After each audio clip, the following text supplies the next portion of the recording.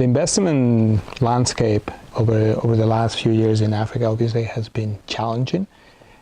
However, there has been opportunities, pockets of opportunities for certain sectors and in certain areas. The challenges come primarily due to the currency fluctuations, and there can be circumstances in which you make an investment that does very well, that grows very nicely, but if you're exposed to the dynamics of the local currency and that currency devaluates by 50–70%, obviously your investment is impacted very heavily.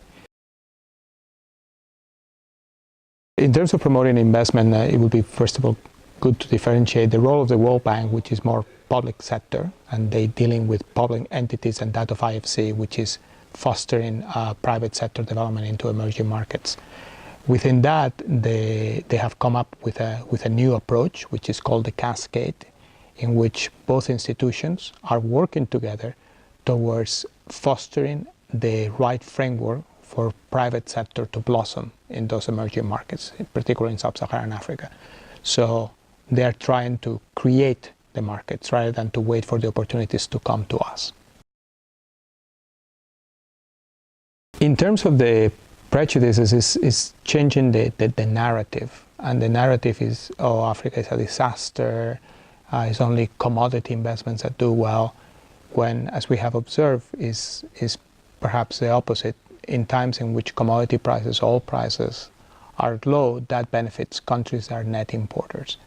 And also try to differentiate that and try to acknowledge that Africa is not a country. It's 40, Sub-Saharan Africa, for instance, is nearly 43 countries. And within those countries, you have a situation in which even in countries that are going through difficult situations, there will be pockets of opportunity for the intelligent investor. So I think that to me is the first barrier. The second barrier is try to move away from what you see in the news. Everything seems to be stark and dark. And once again, is very young population, median age 18, fastest growing middle class. And those are areas that point to an emerging consumer class that is going to be in needs of goods and services that currently are not having, and that's a pocket of opportunity for investment. I understand that, for instance, reporting on there is Ebola in Democratic Republic of Congo is much more attractive than reporting on the financial statistics of the Democratic Republic of Congo, the growth, the developments. I mean, that doesn't appeal to the average audience. So I wouldn't want to say that is the news fault, but I mean, it's perpetuating a narrative. When people think of Ethiopia, they think back of the famine. They don't think of Ethiopia now as one of the fastest growing economies. When they think of Ethiopia, they have the pictures and images of the famine. They don't have the picture and images of a sophisticated emerging middle class in Addis that is looking for development, a new, younger president that is aiming to privatize public sector enterprises, that has signed a peace agreement ending one of the most devastating wars in East Africa, and so on. So I think that's a narrative that we want to focus. Certainly there are technical difficulties. I mean, infrastructure is one of the big challenges that the continent is suffering. Power generation, stable and reliable power generation is one of the main challenges that I believe the country has. The continent has, and specific countries have, in terms of becoming manufacturing powerhouses. Energy generation is very expensive, and it renders some some production in manufacturing goods and services, manufacturing goods and certain services as uncompetitive. So if we're able to get a stable power generation, that will be an achievement. Also, lowering transportation costs. The primary mode of transportation is road, which tends to be more expensive. Expansion of reliable railway services, particularly for commercial goods, also will be an achievement in several countries within the continent.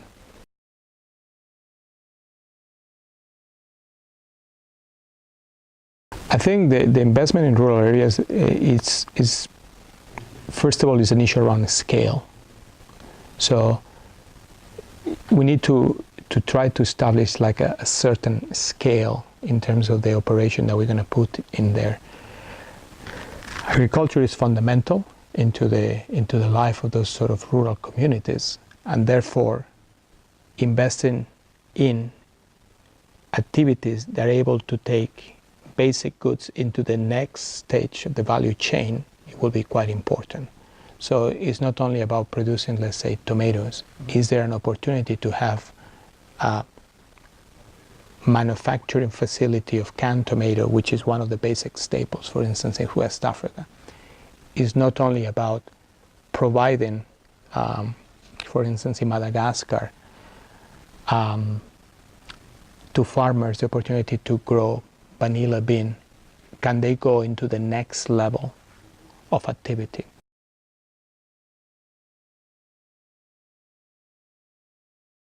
As part of this new strategy that was mentioned to you, the cascade, and in the case of IFC, we call our strategy IFC 3.0. What we are aiming to do is create the market.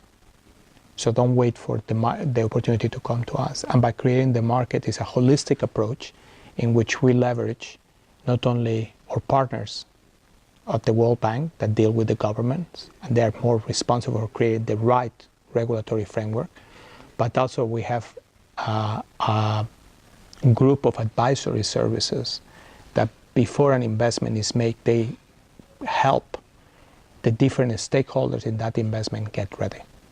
And there's been a circumstance, an example of scaling solar power.